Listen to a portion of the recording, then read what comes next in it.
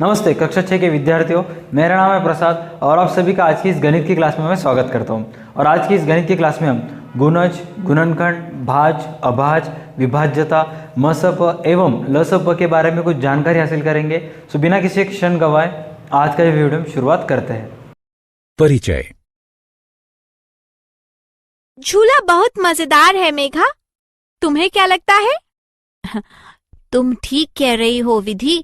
एक झूले का ऊपर और नीचे जाना सचमुच एक अच्छा एहसास है, लेकिन ये और भी मजेदार होता यदि हम दोनों एक साथ ऊपर और नीचे जाते। हम जाएंगे, लेकिन 3 चक्कर के बाद, क्योंकि हमारी गति एक सी नहीं है। क्या तुमने ये पता लगाने के लिए अपनी पसंदीदा गणितीय अवधारणा का प्रयोग किया है मेघा? हाँ विधि, मैंने महत्तम समापवर्तक का प्रयोग किया है। बच्चों, इस पाठ में आप गुणनखंडों, गुणजों, महत्तम समापवर्तक, लघुत्तम समापवर्तक एवं विभाज्यता के नियम को समझेंगे। उद्देश्य। इस पाठ के अंत में आप निम्न करने में सक्षम हो जाएंगे: एक संख्या के गुणनखंड एवं गुणज निकालना, गुणनखंडों एवं गुणजों के गुणों की व्याख्या करना, संख्याओं का अभाज्य, भाज्य, सम एवं विषम के रूप में वर्गीकरण करना, संख्याओं की विभाज्यता की जांच करना, संख्याओं को उनके अभाज्य गुणनखंडों के रूप में व्यक्त करना, मासापा यानी महत्तम समापवर्तक एवं लासापा यानी लघुत्तम समापवर्तक की गणना करना, गुणनखंड एवं गुणज। माली हीरालाल श्रीमती शर्मा के बगीचे में 8 गुलाब के पौधों की एक आयताकार पैटर्न बनाना चाहता है। वह प्रत्येक पंक्ति में गुलाब के पौधों की एक समान संख्या, एक या अधिक पंक्तियों में बोने की योजना बनाता है। आइए हर संभव पैटर्न को देखते हैं जिसमें हीरालाल आयताकार पैटर्न बना सकता है। हीरालाल एक एकल क्षैतिज पंक्ति में सभी 8 गुलाब के पौधों को लगा सकता है। बारी बारी से वह प्रत्येक पंक्ति में 4 गुलाब के पौधे रखकर उन्हें 2 क्षैतिज पंक्तियों में लगा सकता है। वह प्रत्येक पंक्ति में 2 गुलाब के पौधे रखकर उन्हें 4 क्षैतिज पंक्तियों में भी लगा सकता है। एक और व्यवस्थापन संभव है। वह प्रत्येक पंक्ति में 1 गुलाब का पौधा रखकर 8 पंक्तियां बना सकता है। इस प्रकार गुलाब के पौधों के 4 संभव व्यवस्थापन हैं। आइए इन पैटर्न को निम्न संख्या अनुसार व्यक्त करते हैं। बाईं तरफ की संख्याएं पंक्तियों को दर्शाती हैं एवं दाईं ओर की संख्याएं प्रत्येक पंक्ति में गुलाब के पौधों को दर्शाती हैं। संख्याएं 1, 2, 4 एवं 8 को पूर्णतया विभाजित करती हैं तथा कोई शेष नहीं बचता है, अतः वे 8 के गुणनखंड हैं। एक संख्या के गुणनखंड वे संख्याएं होती हैं जो उस संख्या को पूर्ण रूप से विभाजित करती हैं। आइए अब 8 और 12 के गुणनखंडों की सूची बनाते हैं। 1, 2, 4 और 8 के गुणनखंड हैं। 1, 2, 3, 4, 6 और 12 के गुणनखंड हैं। अब 8 और 12 के गुणनखंडों की तुलना करते हैं। आप क्या देखते हैं? 1, 2 और 4, 8 और 12 दोनों के गुणनखंड हैं, अतः 1, 2 और 4 8 और 12 के सार्वगुणनखंड हैं। आइए एक और संख्या 7 के गुणनखंड निकालते हैं। 1 और 7 के गुणनखंड हैं। 7 और 8 एवं 7 और गुणनखंडों और गुणजों के गुण। संख्याओं के गुणनखंडों और गुणजों के कुछ विशिष्ट गुण होते हैं। एक को जिस संख्या से गुणा किया जाता है वही संख्या प्राप्त होती है। जैसे 1 गुणा 2 बराबर 2 प्राप्त होता है। 1 गुणा 3 बराबर 3। 1 गुणा 4 बराबर 4। 1 गुणा 5 बराबर 5 प्राप्त होता है। 1 प्रत्येक संख्या को पूर्ण रूप से विभाजित करता है, अतः 1 प्रत्येक संख्या का एक गुणनखंड है। प्रत्येक संख्या खुद को पूर्ण रूप से विभाजित करती है। जैसे 2 भाग 2 करने पर 1 प्राप्त होता है। 3 भाग 3 बराबर 1। 4 भाग 4 बराबर 1। अतः एक संख्या खुद का एक गुणनखंड होती है। एक संख्या को पूर्ण रूप से विभाजित करने वाली सबसे बड़ी संख्या वह खुद होती है। 2 को पूर्ण रूप से विभाजित करने वाली सबसे बड़ी संख्या 2 है। इसी प्रकार 3, 4, 5 और 6 वे बड़ी संख्याएं हैं जो क्रमशः 3, 4, 5 और 6 को पूर्ण रूप से विभाजित करती हैं। अतः प्रत्येक संख्या खुद का सबसे बड़ा गुणनखंड होती है। एक संख्या के गुणनखंड 1 और उसी संख्या की बीच की संख्याएं होती हैं। उदाहरण के लिए आइए 36 के गुणनखंडों को देखते हैं। 1, 2, 3, 4, 6, 9, 12, 18 और 36 36 के गुणनखंड हैं। अतः एक संख्या के गुणनखंड गणनीय एवं सीमित होते हैं। एक संख्या का 1 से गुणा करने पर वही संख्या प्राप्त होती है। उदाहरण के लिए 2 गुणा 1 बराबर 2 प्राप्त होता है। 3 गुणा 1 बराबर 3। 4 गुणा 1 बराबर 4। इसी प्रकार 5 गुणा 1 बराबर 5 प्राप्त होता है। अतः प्रत्येक संख्या खुद का गुणज होती है। 1 से बड़ी अन्य सभी संख्याओं का एक संख्या के साथ गुणनफल खुद उस संख्या से अधिक होता है। संख्याओं का वर्गीकरण।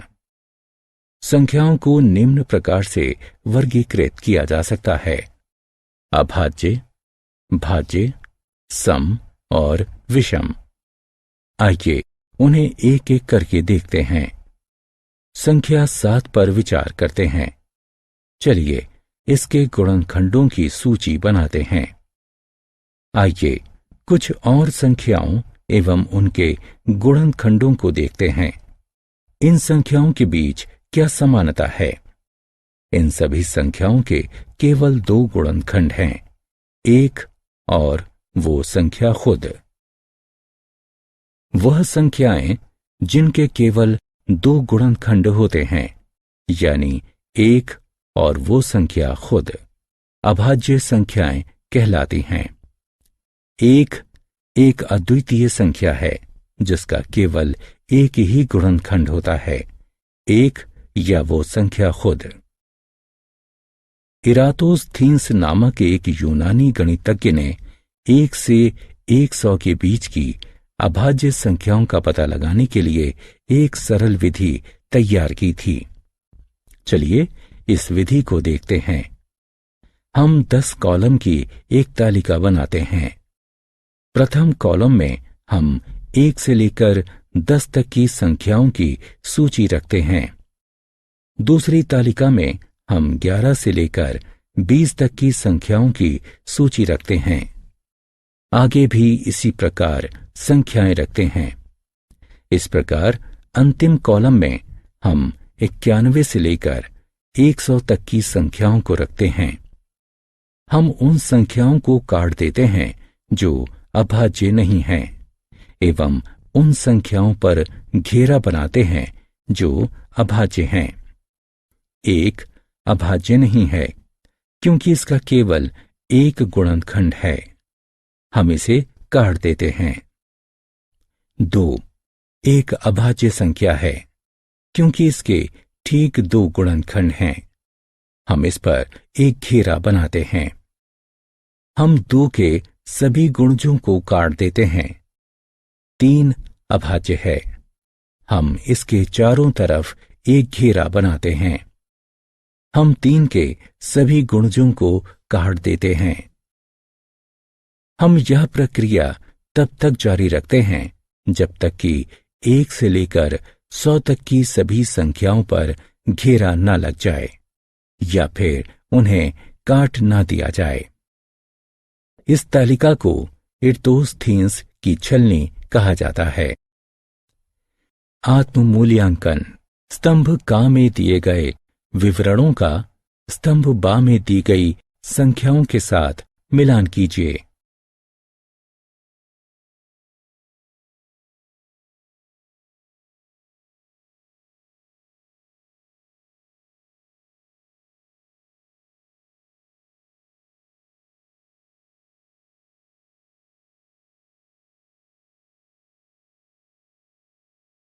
विभाज्यता की जांच।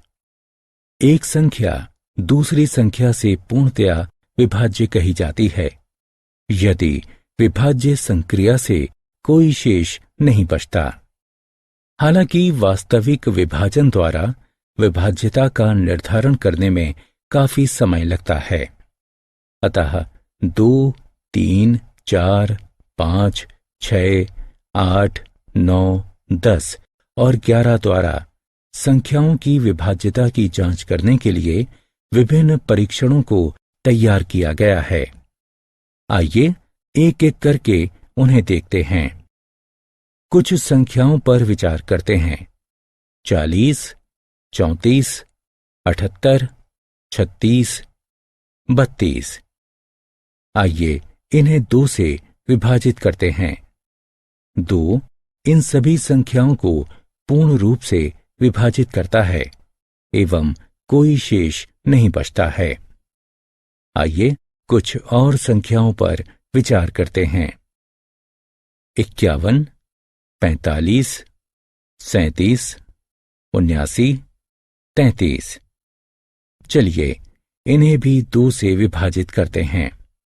2 इन सभी संख्याओं को पूर्ण रूप से विभाजित नहीं करता है तथा सभी स्थितियों में एक शेष बचता है। इससे यह स्पष्ट है कि सभी सम संख्याएं यानी वे संख्याएं जो 2, 4, 6, 8 या 0 पर समाप्त होती हैं वे 2 से विभाज्य होती हैं। चलिए कुछ और संख्याओं पर विचार करते हैं। 27, 36, 45, 54, 63। आइए इन्हें 3 और 9 से विभाजित करते हैं। 3 और 9 उन्हें पूर्ण रूप से विभाजित करते हैं और कोई शेष नहीं बचता है। अब चलिए प्रत्येक संख्या के सभी आगे वाले अंकों को जोड़ते हैं। आप क्या प्राप्त करते हैं? प्रत्येक योगफल 3 और 9 से विभाज्य है। चलिए कुछ और संख्याओं पर विचार करते हैं। 76, 23, 53, 79, 41। आइए इन्हें 3 और 9 से विभाजित करते हैं। 3 और 9 उन्हें पूर्ण रूप से विभाजित नहीं करते। प्रत्येक संख्या के पहले अंकों को जोड़िए।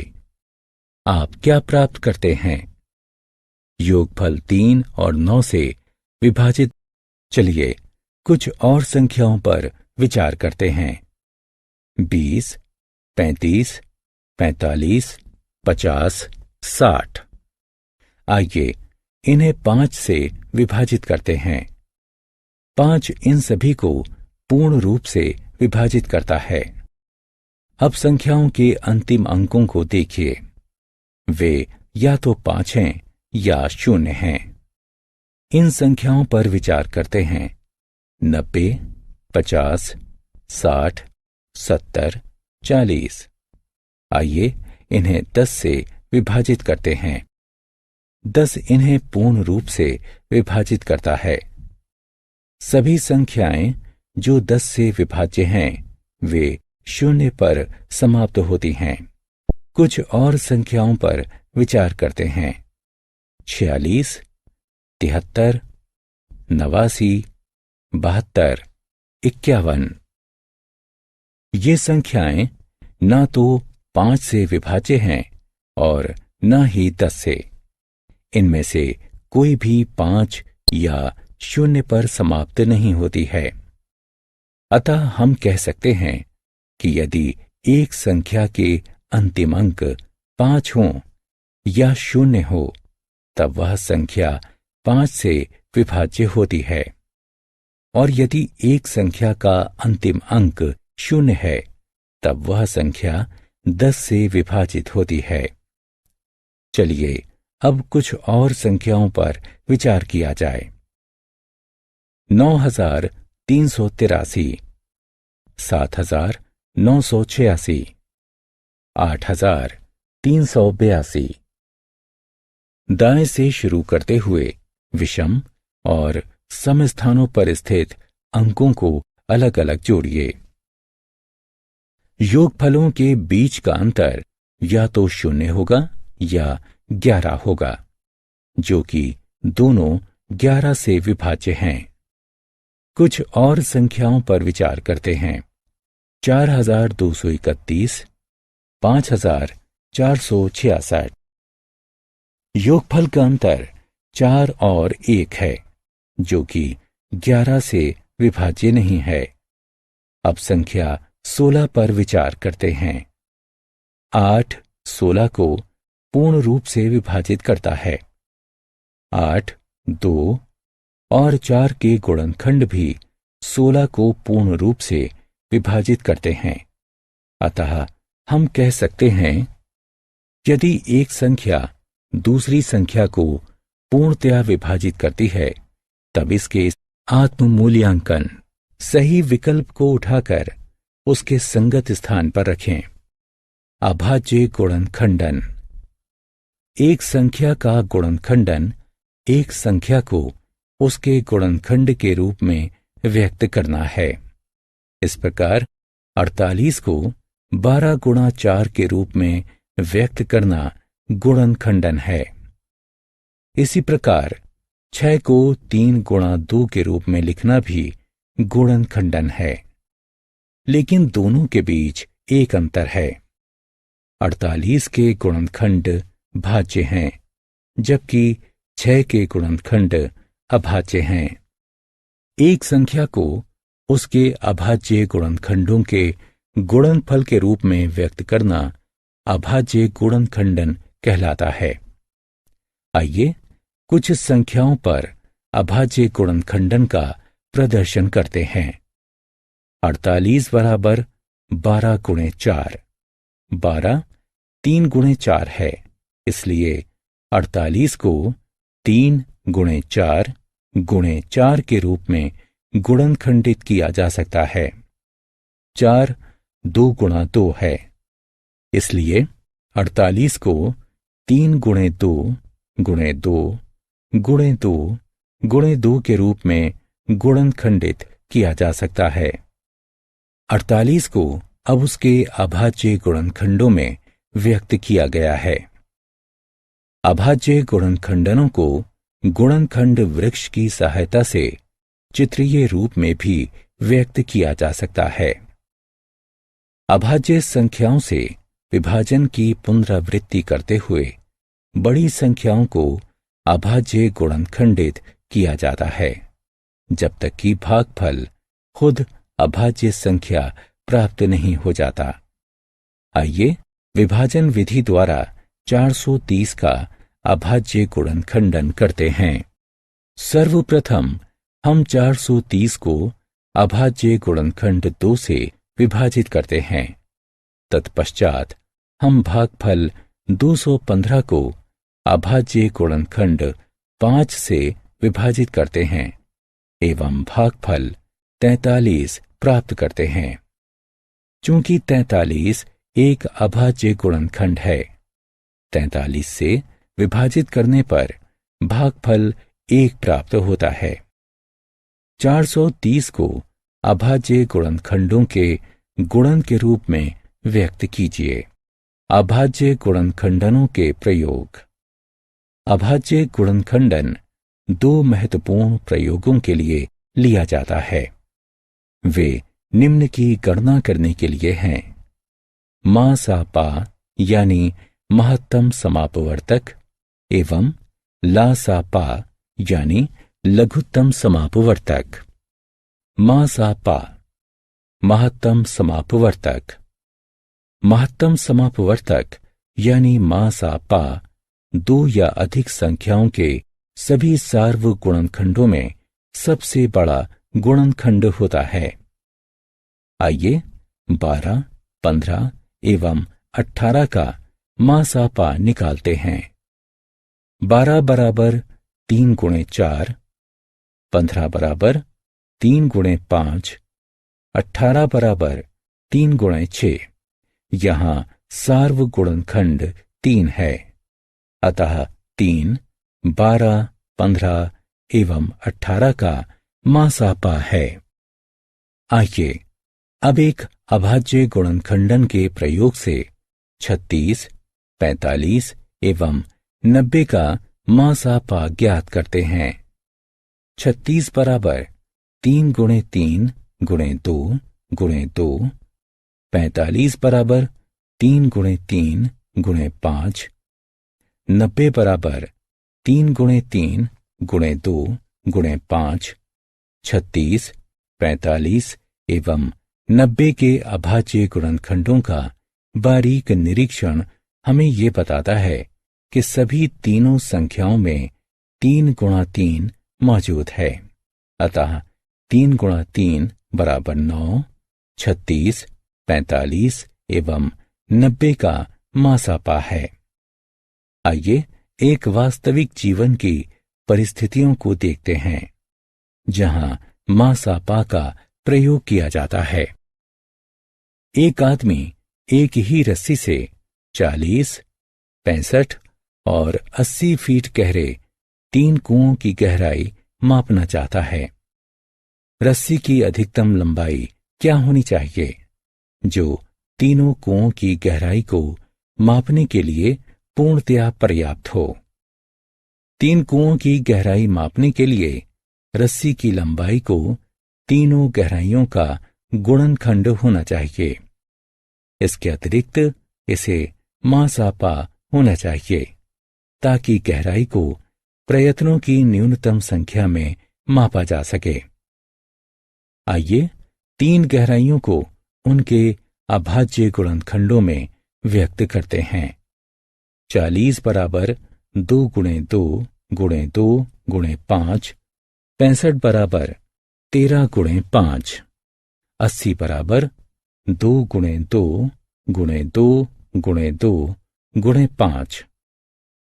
मा सा पा बराबर 5 है, अतः रस्सी की लंबाई ला सा पा लघुत्तम समापवर्तक। लघुत्तम समापवर्तक ला सा पा 2 या अधिक संख्याओं के सभी सार्व गुणनखंडों में सबसे छोटा गुणनखंड होता है। आइए 10, 12 और 25 का ला सा पा निकालते हैं। 10 के गुणज हैं 10, 20, 30, 40, 50, 60, 70, 80, 90, 100 इत्यादि। 20 के गुणज हैं 20, 40, 60, 80, 100, 120 इत्यादि। 25 के गुणज हैं 25, 50, 75, 100, 125, 150 इत्यादि। 10, 20 और 25 का प्रथम सार्वगुणज 100 है, अतः 10, 20 और 25 का लासापा 100 है। लासापा की गणना करने की सबसे सरलतम विधि अभाज्य गुणनखंडन विधि है। आइए 16, 24 और 32 के लासापा की गणना करने की विधि का प्रयोग करते हैं। अभाज्य गुणनखंडन विधि में अभाज्य गुणनखंडों से 3 संख्याओं को विभाजित करना सम्मिलित है जब तक भागफल 1 ना मिल जाए। आइए हम सबसे छोटे अभाज्य गुणनखंड से शुरू करते हैं जो कि 3 में से एक संख्या को विभाजित करता है। 2 सबसे छोटी अभाज्य संख्याएं हैं जो 16, 24 और 32 को विभाजित करती है। आइए भागफल को 4 और 2 से तब तक विभाजित करते हैं जब तक कि किसी भागफल को 2 से विभाजित करना संभव ना हो। अगला सबसे छोटा अभाज्य गुणनखंड जो भागफलों 1, 3 और 1 में से किसी एक को विभाजित करता है वह 3 है। सभी भाजकों 2, 2, 2, 2, 2 और 3 का गुणा करते हैं। अतः लासापा बराबर 2 गुणा 2 गुणा 2 गुणा 2 गुणा 2 गुणा 3 जो कि 96 है। आइए वास्तविक जीवन की परिस्थितियों को देखते हैं जहां लासापा का प्रयोग किया जाता है। 10, 20 आत्ममूल्यांकन। स्तंभ आ में दिए गए विवरणों का स्तंभ बा में दी गई संख्याओं के साथ मिलान कीजिए।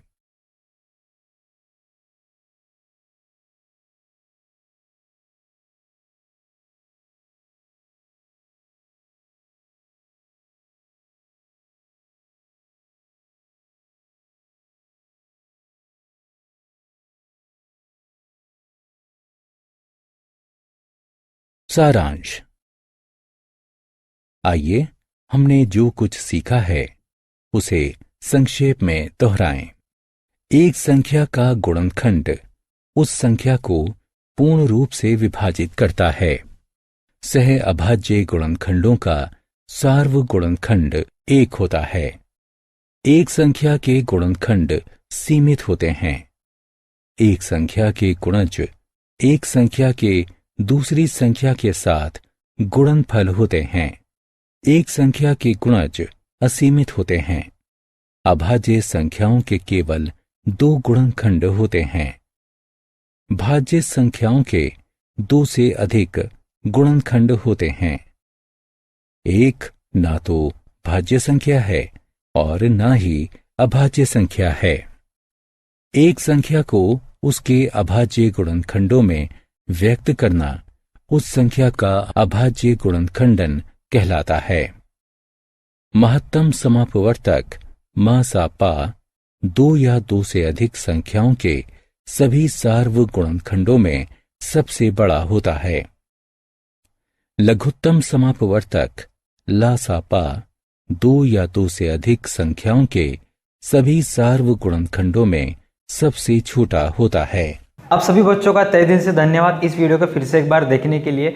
आप इस वीडियो को लाइक कीजिए, यूट्यूब चैनल को सब्सक्राइब कीजिए और इस वीडियो की लिंक आपके फ्रेंड्स के साथ शेयर कीजिए। अगर आप एक बच्चे के माता पिता हैं और एक वीडियो देख रहे हैं तो आपसे उम्मीद है कि आप प्ले स्टोर से जाके DA2 एकेडमी का ऐप डाउनलोड कीजिए ताकि इससे रिलेटेड और सब्जेक्ट के भी और विषयों के भी वीडियोस आप देख सको और वो डाउनलोड कर सको या फिर स्टोरीज अपडेट हमारे चैनल से रिलेटेड अपडेट आपको मिलते रह सके। आज की वीडियो के लिए बस इतना ही। अधिक जानकारी के लिए डिस्क्रिप्शन चेक करें। धन्यवाद। आपका दिन शुभ हो। बेस्ट ऑफ लक बच्चों। Bye bye. अपना ख्याल रखना।